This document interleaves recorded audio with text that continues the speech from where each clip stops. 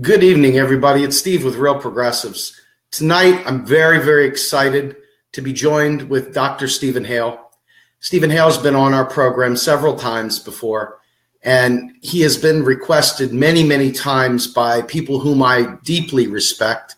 In talking with Ajamu Baraka some time ago, Ajamu Baraka said that the MMT theorist that he most enjoyed listening to, that he found to be the most easy to understand, was Dr. Hale. And so without further ado, I'd like to go ahead and bring on my friend, Dr. Hale. Welcome to Real Progressives. It's a pleasure to be back on, Steve. Thanks very much for asking me. Absolutely. So, one of the things that always comes up, and it's very difficult because we'd like to be able to talk about deeper issues than just the basics. But honestly, many times we have new viewers that have never heard what modern monetary theory is. They've never put it in context of how this matters and why this matters to their lives. And they don't understand when they watch television or they listen to their favorite politicians, why they say these things that they say and why they don't make any sense. But MMT kind of does shine a light on all that. So what I would like us to do, if you don't mind, is I would like you to take maybe the first 10 minutes, frame out what MMT is, what it isn't, and then we'll go on into some positive things that are happening around the world. Okay, well, let's start by talking about the US or Australia or the UK or Japan or New Zealand, because they're all examples of monetary sovereigns. And monetary sovereign governments are governments that have their own currencies, they have their own central banks, they don't fix their exchange rates to any foreign currency or any commodity at a fixed rate of exchange which they could possibly run out of.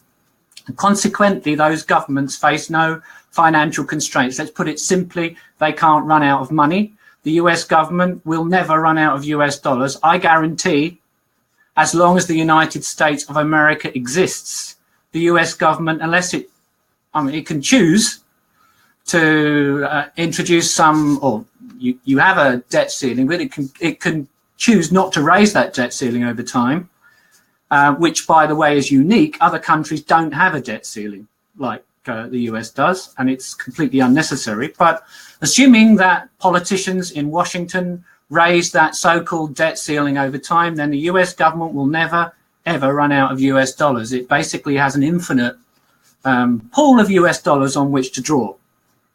Now, of course, that doesn't mean that the government should try and spend infinite quantities of US dollars, because the United States of America, like all other economies, has what we economists call real constraints. You've got limited stock of labor, skills, businesses, capital equipment, technology, infrastructure, natural resources. So there's a limitation on the quantities of goods and services that you can consume, because there's a limit on what you can produce.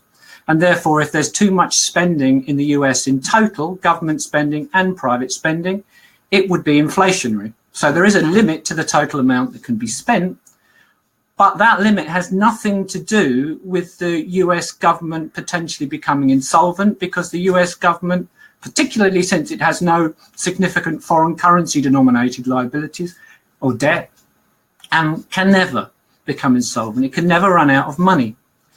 The ultimate constraint, of course, for those of us who are interested in ecological issues like Greens, both members of the Green Party and people that are not members of the Green Party at the moment, is ecological. The most pressing ecological issue is definitely climate change. And governments like the US government should be making very large-scale investments in renewable energy at the moment in order to address that issue. Later on, there will be other ecological issues that need to be addressed as well, like loss of natural habitat, biodiversity, soil erosion, issues like clean water. They have to be addressed as well. But the overwhelmingly important ecological issue right now is climate change. We want to address that issue, however, within a society where there's no involuntary unemployment, no involuntary poverty, where people have access to free, high-quality education up to and including higher education, where there is universally available, free to the person who needs it, basic health care. That's a human right for all, where there's decent and affordable housing. And on top of all that, we want to keep inflation low and moderate because we know that people don't like to see the cost of living rising rapidly over time. So we want to keep an inflation target, but we want to do all those other things as well. And the US government can do all those things. The idea that the US government can't do all of those things for some reason to do with running out of US dollars or building up a so-called national debt, which is supposed to be a burden for future generations when it's not. It's in fact, largely speaking, the savings of the US private sector, is nonsense. We need to address these issues, and it's important that politicians in the Green Party and progressive politicians elsewhere across the US political system need to understand these things, and they need to start talking about these things. That means understanding modern monetary theory. And my view, in Australia, where I've articulated it very often, and in the US as well, is that the Green Party, without a modern monetary theory frame, whether they want to use the term modern monetary theory or not, isn't going to get anywhere anyway. If they adopt MMT, given that there are so many of us that would be attracted to many of the things that they campaign for, and given that they could credibly campaign for those things, because the US is rich enough to do all the things that I was just talking about, I'm absolutely certain of that. There is a path to transforming the US political system and transforming US society and leading the world. That's what the US should be doing. It should be leading the world to building a sustainable economy with an equitable, a just distribution of income and wealth. We should be talking about campaigning around the world to these kind of policies to be pursued internationally. There'll be a foundation for global peace or something much closer to global peace than we have at the moment. There's a whole variety of things. If the Greens don't get on the MMT train, then they're irrelevant. They're not going to get anywhere anyway, and they're not worthy of your vote. That's what I have to say.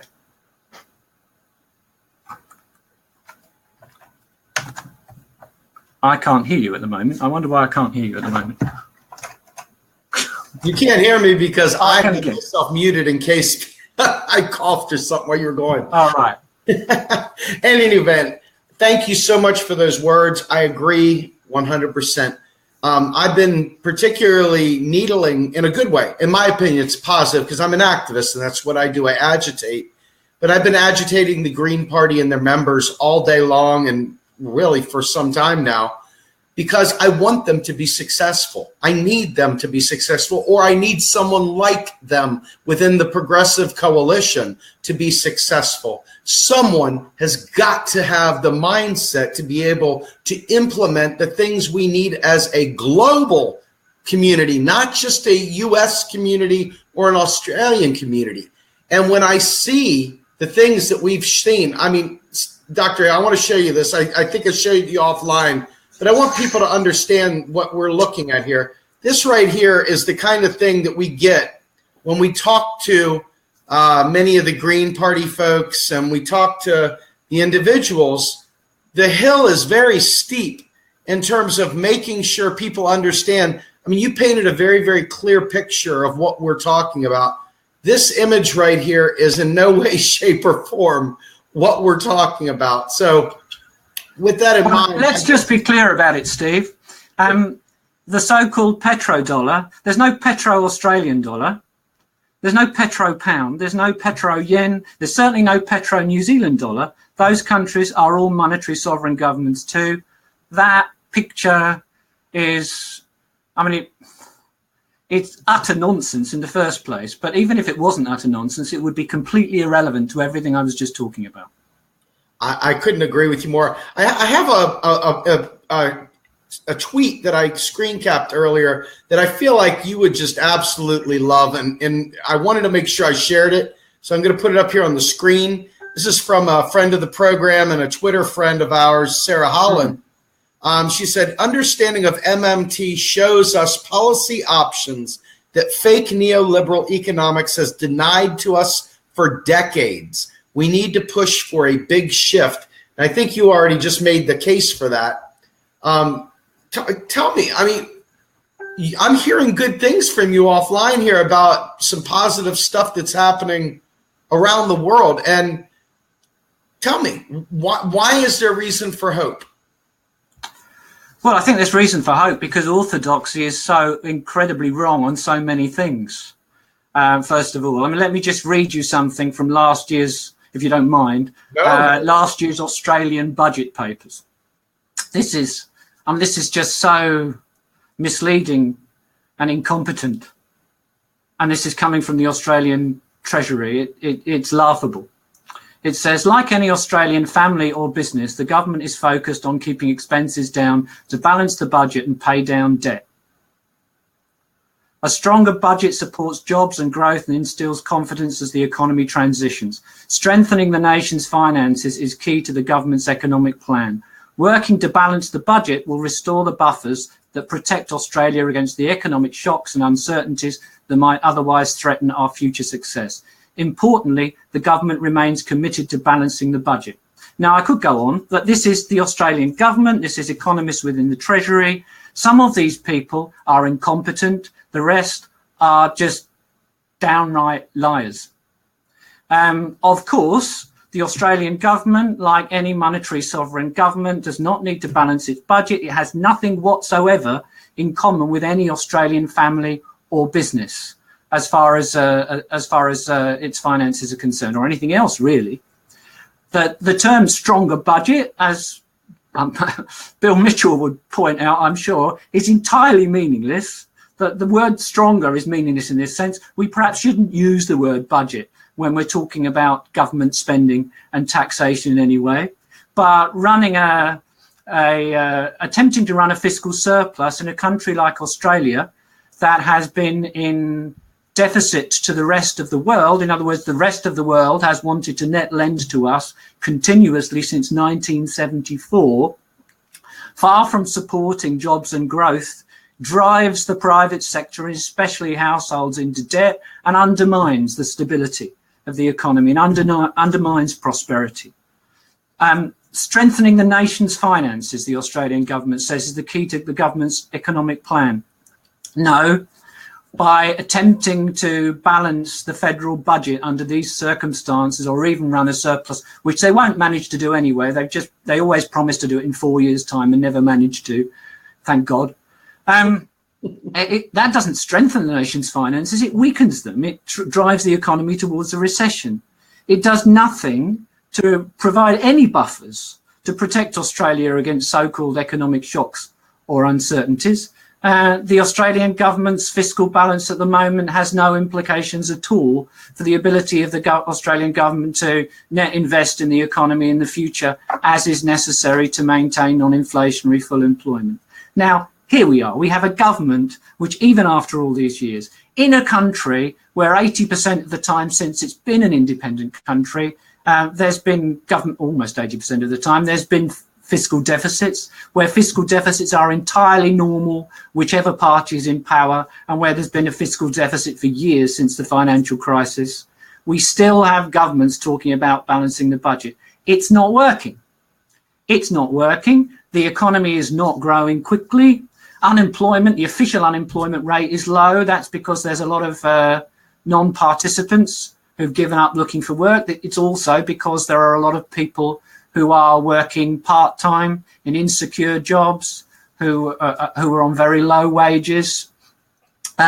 Australian income distribution is as uneven as it's been for 70 years.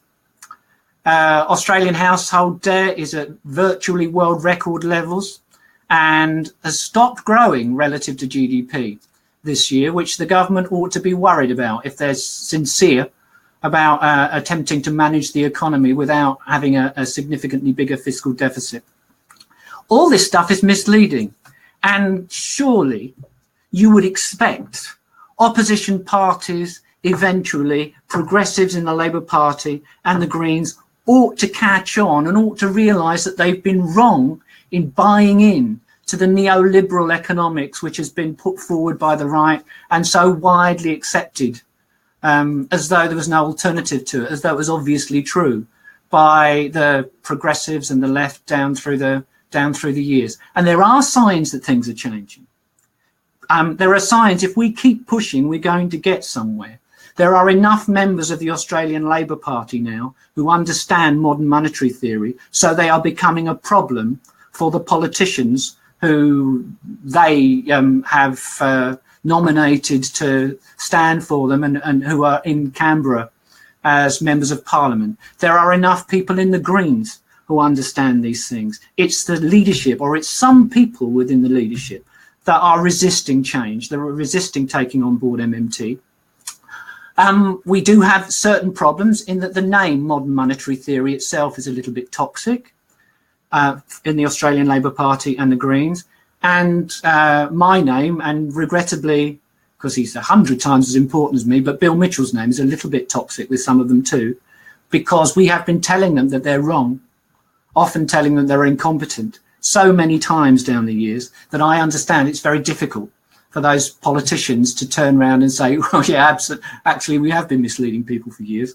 We have got it all wrong. But that doesn't mean they can't adopt a job guarantee as part of their policy platform. It doesn't mean they can't stop talking about balancing the budget and running a budget surplus and start talking about the positive benefits from running a fiscal deficit. It doesn't mean that they can't start talking about more and more about dealing with income and wealth distribution, investing more heavily in renewable energy, addressing climate change properly. Some of these things are happening already. And I've got good reason to believe this is going to happen a lot more over the next year or two. I think policies are going to, in progressive parties are going to move in our direction. I think we often won't get the credit for it, but I don't care. They do the right thing. I don't care whether they call it modern monetary theory. If they do the sorts of things Bill Mitchell's been calling for in Australia for years, I sort of care that they won't give him the credit for it. But that's not the most important thing. The most important thing is a job guarantee, full employment, eliminate poverty, have a fair distribution of income and wealth, re-regulate the financial system, have a public interest bank, all those other things I was talking about. It's those positive outcomes we're looking for. And I see signs that the world is moving in that direction. And I think maybe the British Labour Party too. And there are even signs in Europe. Warren Mosler posted some of the proceedings of the European Parliament recently, the other day, where a measure was passed advocating for considering the introduction of a job guarantee.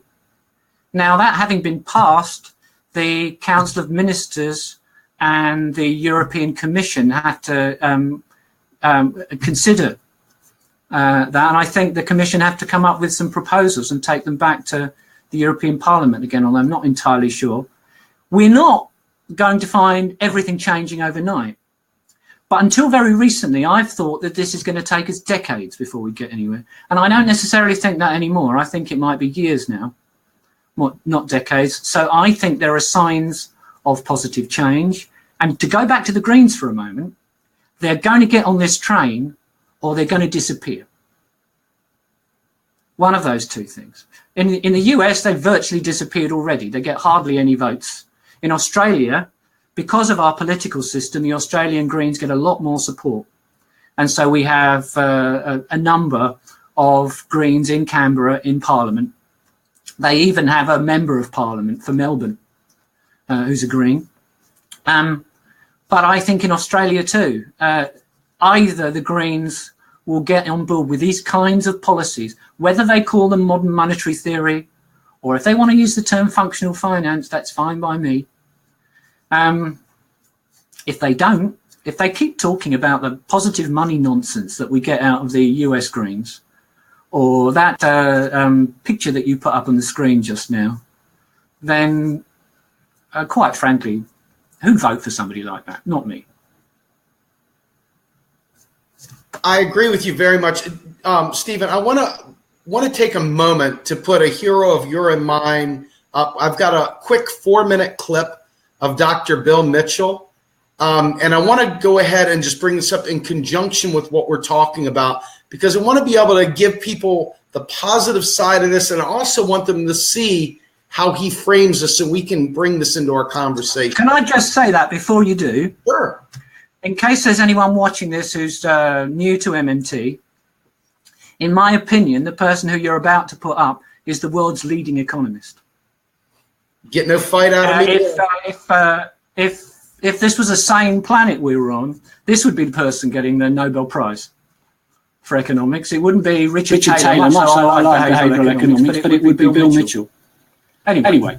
No, here we go, man. I agree 100%. So I'm going to mute our mics temporarily so that we can do this, so we don't have any feedback. Here we go. 1 second. Oh, and let me just say this. Let me go solo for a minute. David Long, Shane Fry, Casey Callahan, many, many other Greens in the United States have been doing God's work with the help of Dr. Joe Firestone, pushing to change the nonsense of the American Monetary Institute's conspiracy-laden garbage, and they have been working hard to rewrite that platform. And I want to give the Nebraska Green Party major props for taking a strong stand. I know there are others in other states that are doing it, but they have really, really taken this as serious as can be. I believe in them, and I am so grateful for the hard work they're doing. Thank you, David Long and others in the Nebraska Green Party. You guys are heroes to me. Now, let me bring about Dr. Bill Mitchell. Give me 1 second. And this will take just a second for me to cue this up.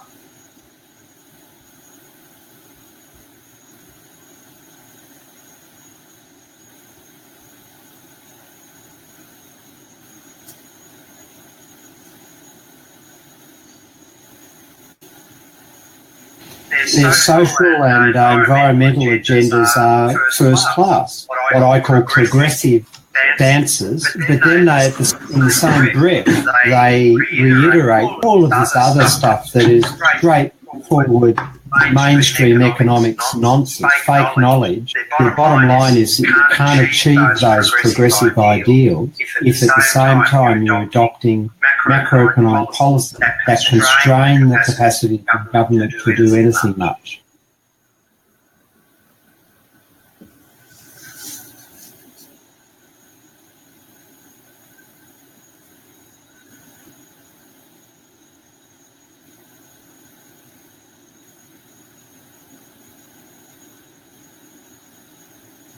You judge policy by how rich it makes the poorest person, not by how rich it makes the richest person.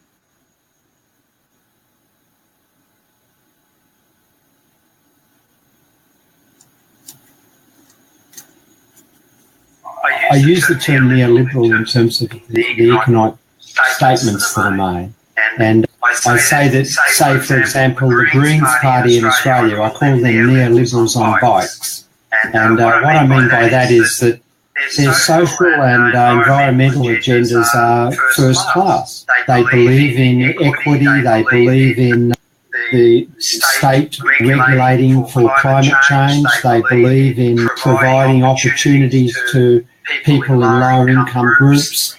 They believe in a whole range of what we might call identity issues, so same-sex marriage, equal opportunity for women in the workplace, and a whole range of other what I call progressive dances. But then they, in the same breath, they reiterate the stories that, the government's got to run fiscal surpluses, we'll run out of money, the government's got to have lower debt, or else it might endanger the future generations, their prosperity, and all of this other stuff that is straightforward mainstream economics nonsense, fake knowledge, but they reiterated it in their public statements. And so I call them neoliberals on bikes. And the analogy extends to all of these so-called progressive parties, like, listening to Hillary Clinton talk during the presidential campaign about economics was straight neoliberalism, straight belief in this false view that the so-called free market will deliver prosperity to all, that trickle-down economics, no matter what she said about anything to do with equity or climate change or any of the rest of it, which may have been progressive. The bottom line is that you can't achieve those progressive ideals if at the same time you're adopting macroeconomic policy that constrain the capacity of the government to do anything much. And so what's progressive is a difficult thing to nail down explicitly. But it's about a concern for equity. I mean, my view is that we judge policy by how rich it makes the poorest person, not by how rich it makes the richest person. And so, progressive policies include a responsibility for creating jobs for all, wage fairness, policies that are open to providing opportunities to the poorest persons in society. That's what I think is a progressive person espouses and believes that the state has a unique capacity to make those things happen. The market will never make those things happen. It's not an adequate vehicle for doing any of that.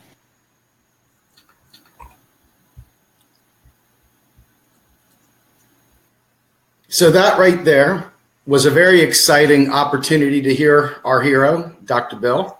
Yeah, I hope people were able to hear what he was saying clearly, because there was probably because of my mic, there was a bit of an echo in what he was saying. But absolutely, yeah, and the interview you did with him was fantastic. Everything Bill says on there's so many videos with him on the net is fantastic to look at.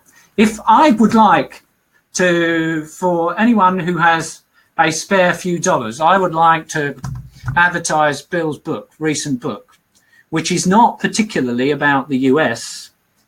In fact, it talks more about the UK than it does the US, I think. But it's a brilliant book about what went wrong, really, from the 1960s onwards, and what we need to do around the world in order to introduce the kind of policies that Bill was talking about and have a correct macroeconomic frame for thinking about them. And so we can deal with that kind of the issue. I know you often mention it with sorts of things the Greens want to do. You actually know what the answer is to the question, how are you going to pay for it? So important. Absolutely. And, I guess, Dr. Hale, for me, knowing what I know now, having been around you guys long enough to steal some of your best lines and kind of get an opportunity to hear your perspective, I have grown immensely as a man and as an activist. And I feel like I get, some may disagree with this because of my tactics, but I feel like I get more and more humble in terms of knowing that I don't know everything. But what I do know, I feel like I'm holding a baby bird in my hands, that if I am rough with it, it's going to die.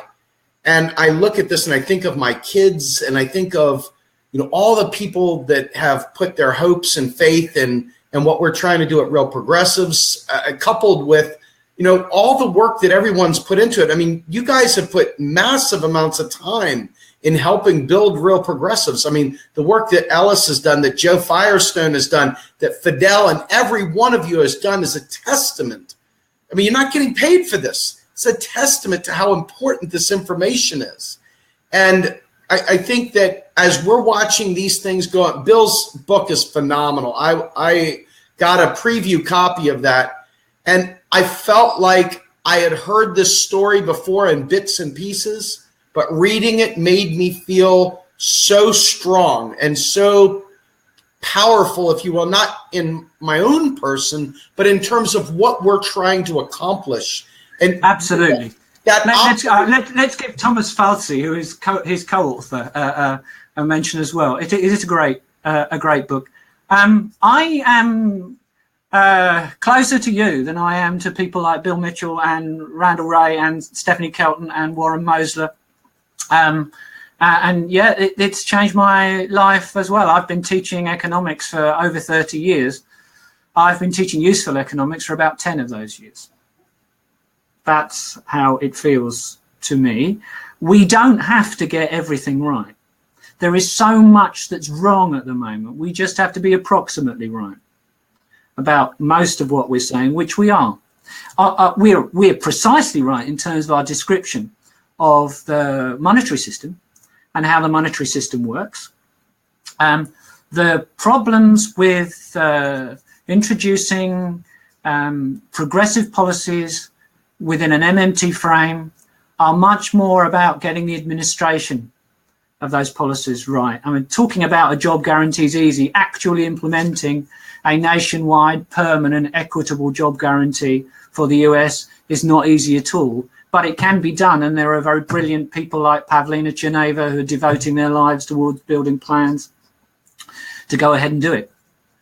And that's what we need. What you need politicians who are in a position to get elected and are prepared to be upfront about it, upfront about the monetary system, the government's finances, the role that a job guarantee can play. What we want is permanent, equitable, full employment. Yes. Yes. In other words, we don't want to go back to the 1960s. We don't want stop-go policies. The great thing about the job guarantee is it's a bottom-up approach to fiscal policy. It involves spending money where it needs to be spent, investing money where it needs to be spent in those communities and on those people who need the help. And it's also about acting as superior stabilizer to the economy than anything we've had before. So the spending on the job guarantee expands during a downturn. It contracts when the economy is buoyant. Everything about it is good. And in the longer term, and I am getting more and more interested in ecological issues.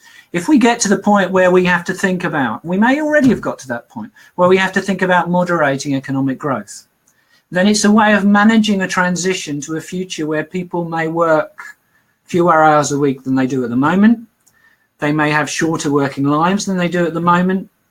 And where we've extended the range of activities that are deemed worthy of paid employment beyond where they are now. It's about transforming society and managing in an equitable way a transition to a genuinely sustainable economy that's not going to destroy the planet that your grandchildren and their grandchildren have to live in. I want to bring this point up because David Long here, I want to give him so many props. And I want to just say he's doing God's work. Shane Fry and he have really been taking it on the chin. There's an incredible amount of hostility within the Green Party towards MMT. Many of them have no idea what it is, but hate it sight unseen. They don't know what it means, and they just have a bias against it. But they are literally knocking down walls and taking it to the House by writing up new really professional work there with Dr. Firestone helping them. But you brought up something very important, and there's a gentleman named Rodolfo Cortez, who is a friend of mine who I like, who is a Politico. He's on the Green Party side of the world. He supports some other gentlemen like Miguel Zuniga and other gentlemen like, oh my goodness, there's so many of them out there now that were Kenneth Mejia and others who are starting to really take a look at MMT. They don't really know it maybe as well as they should, but they're getting to the point and they're open to it. And what I've been trying to explain to everyone, and this is for all of our own good, and I'd like your take on this. You said that we need to get people elected that know this stuff. It's not good enough to get neoliberals like what Bill Mitchell was saying, people that have the right environmental perspective, but have bullshit economic stances. And then they get in there and they do the same marching in place and getting nothing done, or worse, they destroy the economy thinking they're doing something good because they're playing to pop culture and whatever else the party nonsense dictates. And we need people that are bold and brash and ready to take on the truth of our economy so that we can achieve a Green New Deal, so that we can achieve environmental and ecological fixes, and so we can provide a humane and equitable life for all humanity. And if they're just sitting there going through the motions, I'm sorry, that I don't care what your party is. I don't care if you've got these great stances. If you don't know MMT and if you are resistant to it, you should not earn an office of elected representation in any country and around the world, period. That's my take on it. They can't get anything done. It does no good to do it. Well, we shouldn't be voting for them anyway. If you want to turn a negative into a positive, I don't know how many members the US Greens have. In certain states, they can't have that many members. So if you, how do you influence the direction of a political party?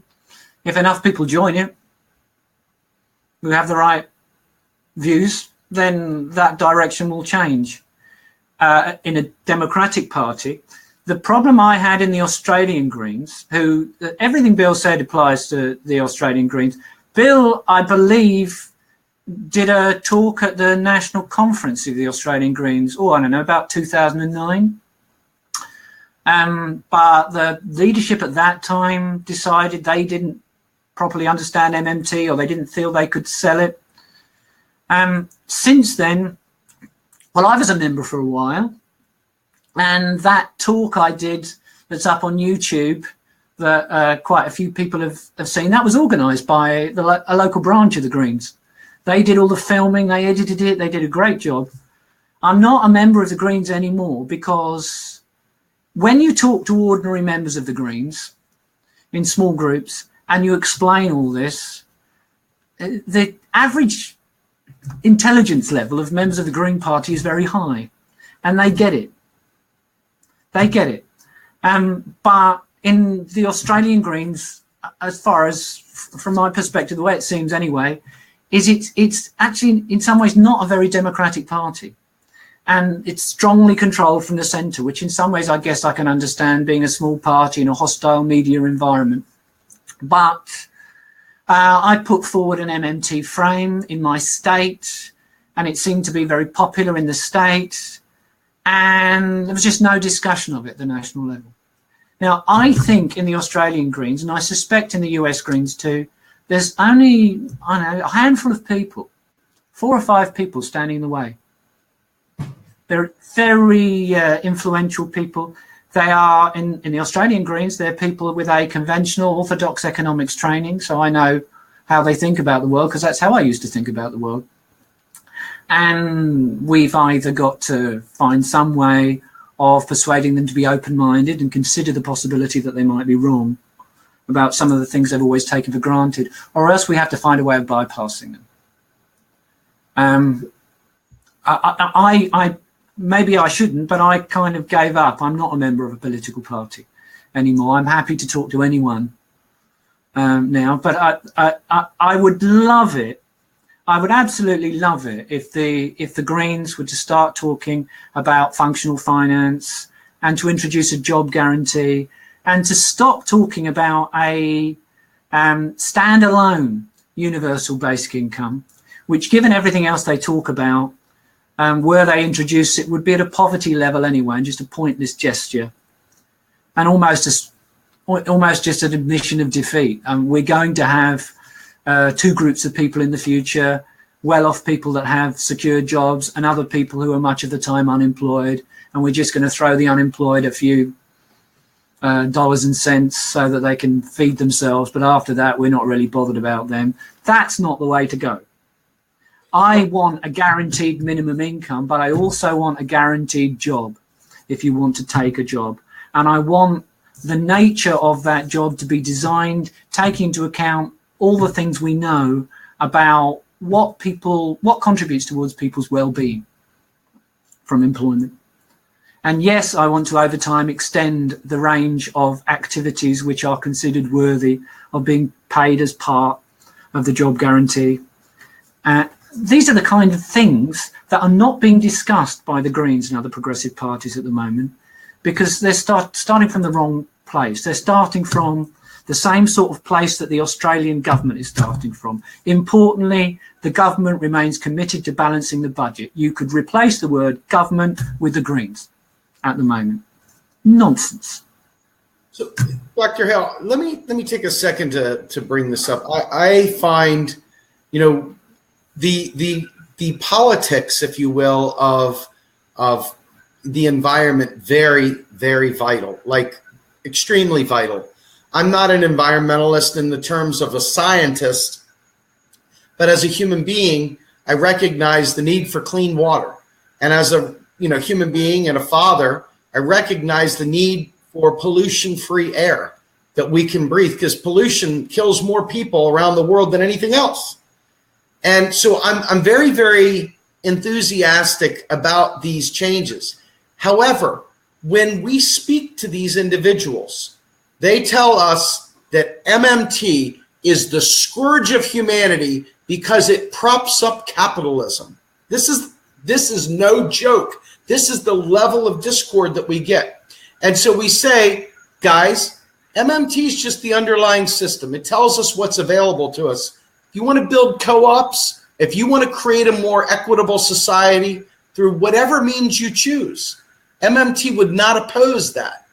Even in Russia, communist Russia, they had rubles. And Star Trek, they've got different things. They got ways of measuring use. There's still scarcity of resources. Cannot penetrate that. It literally. Well, what are they going to replace money with? Are we not going to have a monetary system? Otherwise, correctly describing the monetary system is essential for everybody, whether you're a socialist or a green or whoever you are. You're not going to be able to achieve what you're setting out to achieve without understanding how the monetary system works.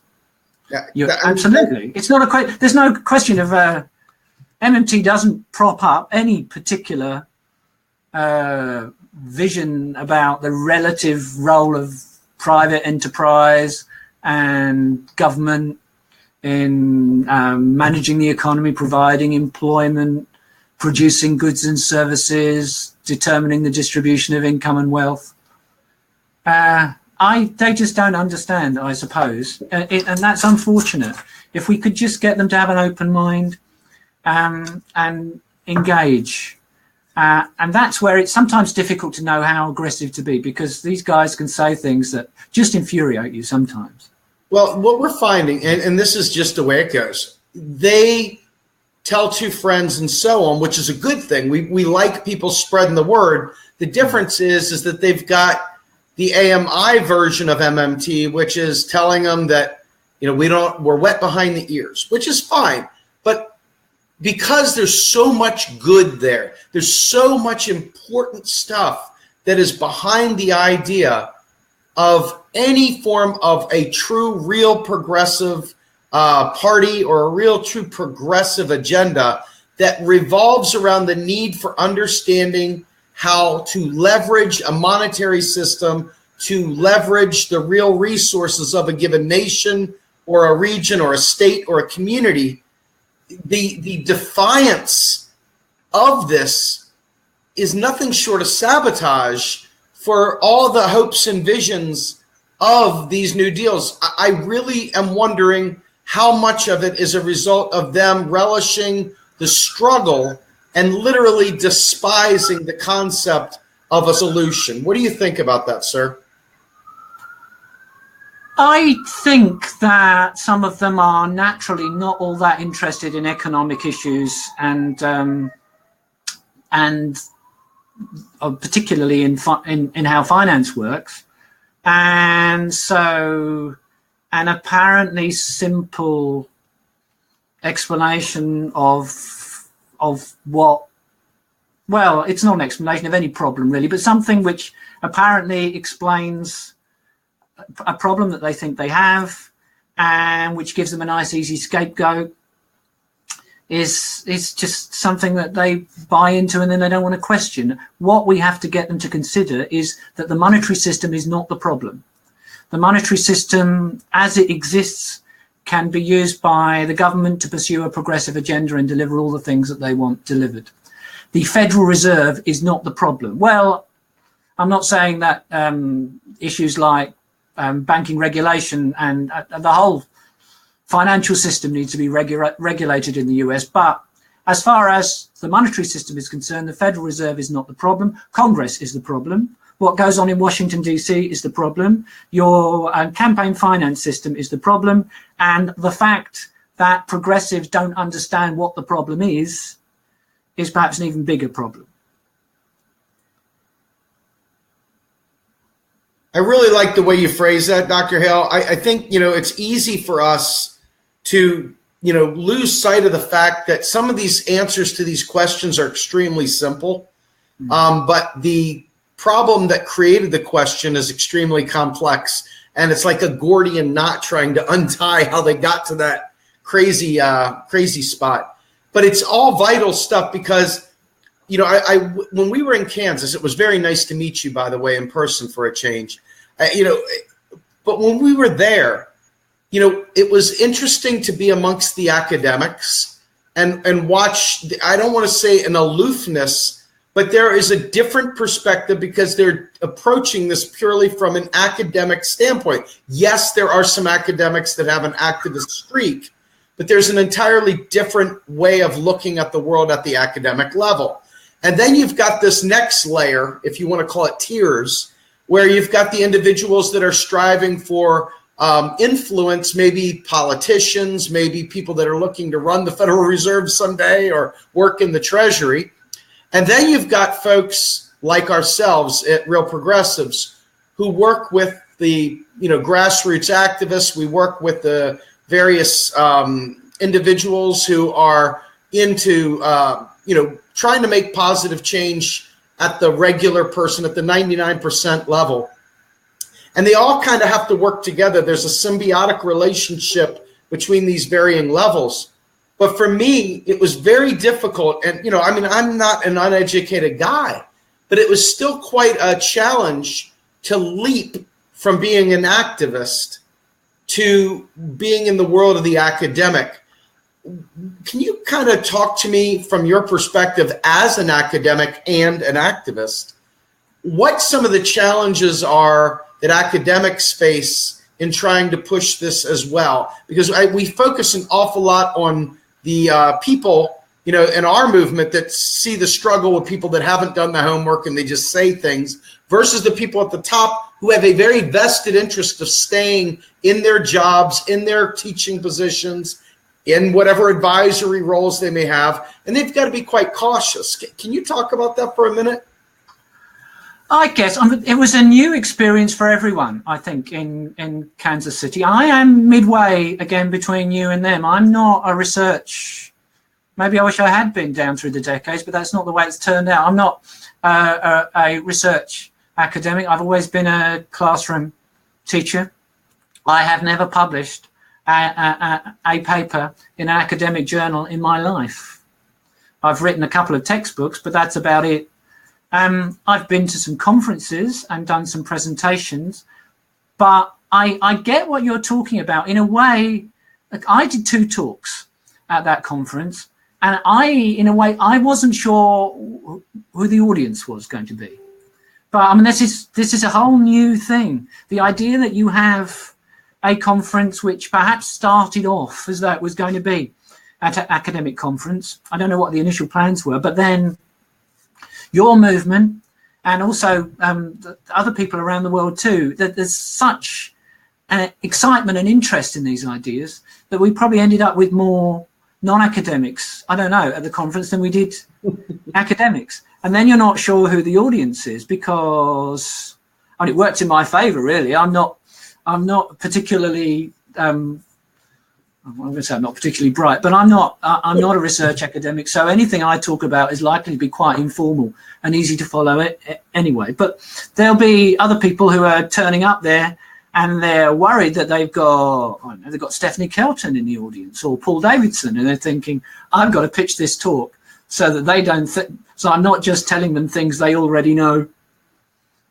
backwards, and they're just thinking, oh, why is he bothering to say this? It's obvious, isn't it?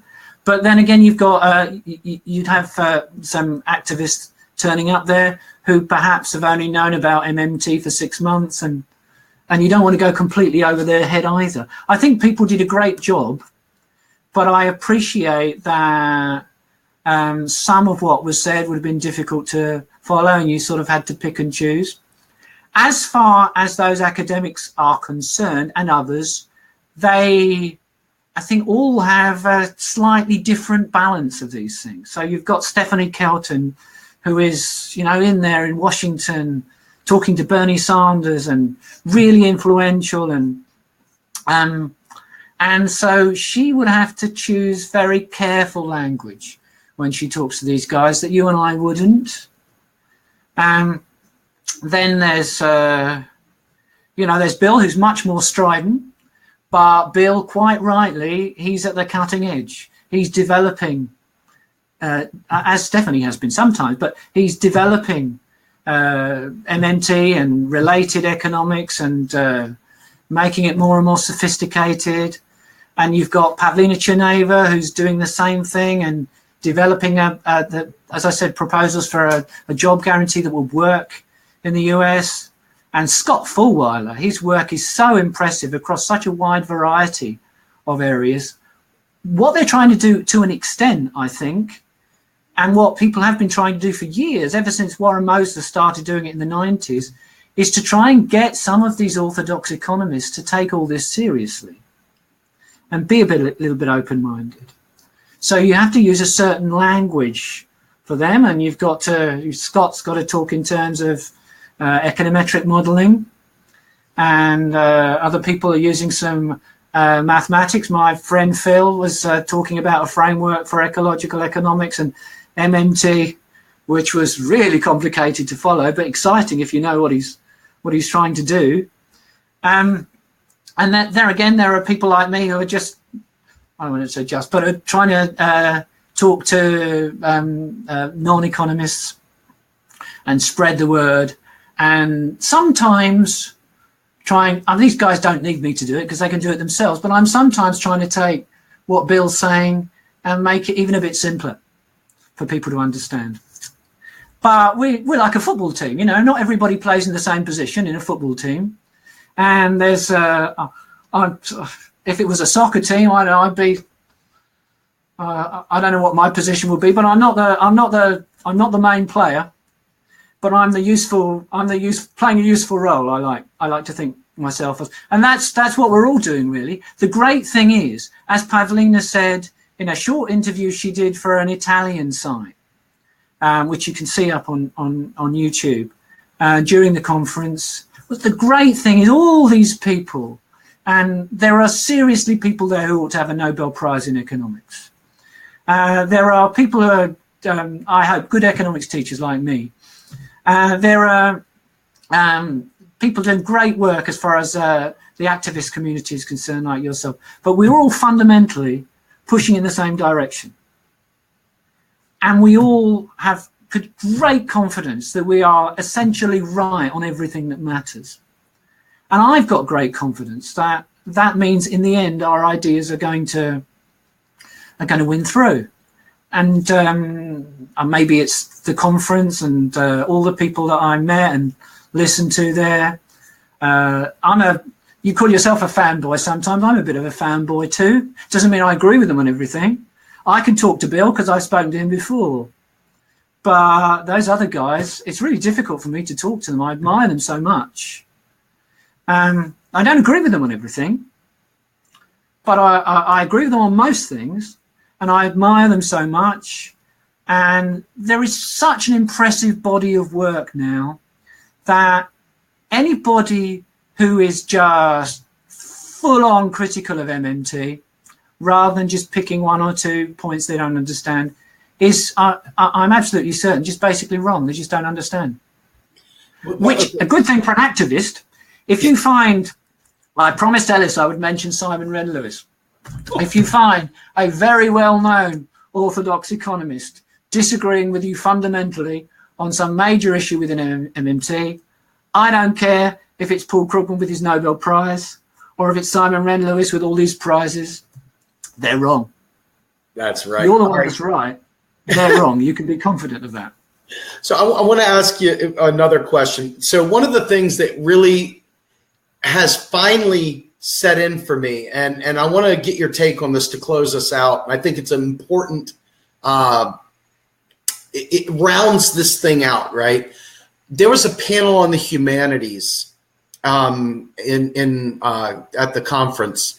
And yeah, I watched it. I was in the room. It was an amazing experience. I mean, there were some things there that for people that are not used to that kind of thing, maybe it wasn't as exciting. But for me, I found it extremely exciting because I understood the strategic value of adding humanities to this. Because for those who aren't thinking about what let me frame this for you. And Dr. Hale, I want you to fill in. Our televisions, when they talk about any kind of economics, or when you read a book or you play a video game or anything, they always point to neoliberalism. It's just part of the culture. It's the permaculture, right? It's the underlying things that you don't even realize. When you read a book, they write about it in terms of neoliberalism, and it just goes right by you. What the humanities does by teaching a framework, by building out the larger aesthetic, as Scott Ferguson spoke to, is that it starts creeping into the way you talk about everything. It's not just, we're talking MMT tonight, so let's talk MMT tonight. It's everything from when you go to get your train ticket, or when you go to a baseball game, or when you go to vote, or when you're reading a book or watching a movie or a sitcom even. It's the way they frame the economic narrative and their discourse in everything that we see and do. Cartoons even, like imagine Doonesbury suddenly or Far Side or something like that, framing the economic discussion through the lens of MMT as opposed to the neoliberal narrative of Paul Krugman. Imagine instead of making Donald Trump the butt of the joke because he's bankrupting the nation, make it that he's the butt of the joke because he's expanding income inequality. Or so. Anyway, just can you give a little take on that? Well, apart from saying I agree with everything you just said, and I enjoyed that panel very much. I don't have much more to say than that. I do believe that areas like the humanities and even thinking about what Bill has to say about framing MMT and the work of psychologists too. I'm not dismissive of behavioral economics like a lot of modern monetary theory people seem to be. I don't expect psychologists to understand MMT, but I do believe that we can learn from the work of some psychologists and behavioral economists in terms of the insights that they provide us, in terms of thinking about how people go about making decisions, understanding the world, what's important for people's feelings of well-being, what governs the way people feel about themselves and others, and issues like inequality, particularly when it's advantageous inequality. And the other thing that I would like to see a bit more of a fuss in the future, if we had another conference at UMKC, I'd love to see in the big theatre, on the big stage, a panel where people are discussing ecological issues and MMT. Yes. I'd love to see Fadel up there, Matt Forstater, Phil Lorne, I don't know, these guys, and one of the big four too, like Bill Mitchell. And I'd like them to kick around issues like dealing with climate change and the role modern monetary theory has in terms of helping us make sense of the fact that we can afford to deal with these issues, and we have to deal with them quickly, and related ideas to that. But yeah, absolutely, as far as that talk on the humanities was great, and I loved it when Louisa Connors did the talk about that novel. Yes, as well. That was absolutely fantastic. Anyone hasn't seen that, they should track down Louisa's talk and watch it. It's just so amusing and insightful and really thought-provoking. I want to show you one thing to kind of cap this out, and I'm going to make it the solo shot this is an image. Raul Correa and Jesse Meyerson wrote an article together about the taxpayer money and basically debunking the concept of calling it taxpayer money and why it is, and that it's racist, sexist, classist myth, and we should be calling it the public money. And I'm using this here because, Dr. Hale, this right here kind of plays into that final piece that we just spoke about, in that, all of a sudden, we're talking about the way the world sees things and the way we phrase things and the way we discourse. And this right here is an extremely powerful thing. When people say the taxpayer dollar, I don't care if it's Tulsi Gabbard, I don't care if it's Bernie Sanders, you will never hear that come from Stephanie Kelton. You will never hear that come from Warren Mosler. I can't imagine you saying it unless you're talking about your local city budget. Can you take the last of this in terms of how we frame this out and speak to why this is such an important paradigm shift? Wow. It's vital that people understand that fundamentally all money is government money. I know people, it's quite right to say banks create a form of money, yes, and people always bring out the old Hyman Minsky statement that everybody can create money. It's a question of getting it accepted. But at the root of all modern monetary systems is the monetary, what we call the monetary base, or government money, and only the government and central bank can create that money, which is a net financial asset for the private sector. And if you have a deposit with a bank, all the bank is doing is promising that it will use its reserves at the central bank, which are government money, to pay your bills for you. So government money is at the center of our monetary system. Whenever the government spends anything, it's always creating money. Every dollar of federal government spending, anyway, creates an additional dollar of money.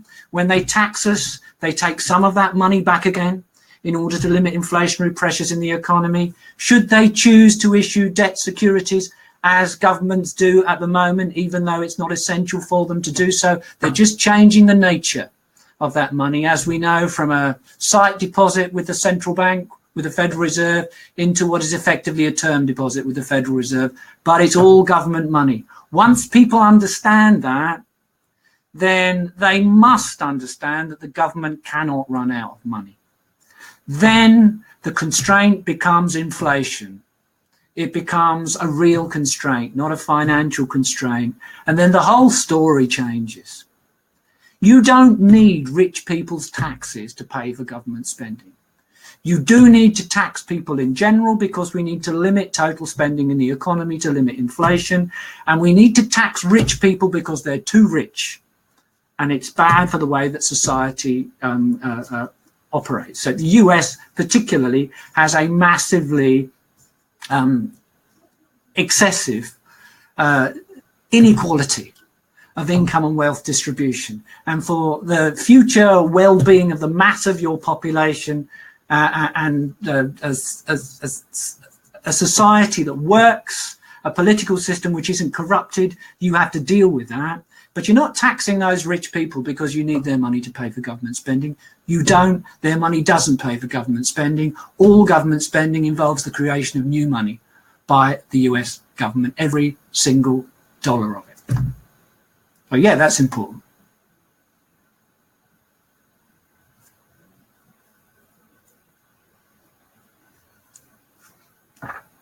Well, I can't hear you again, but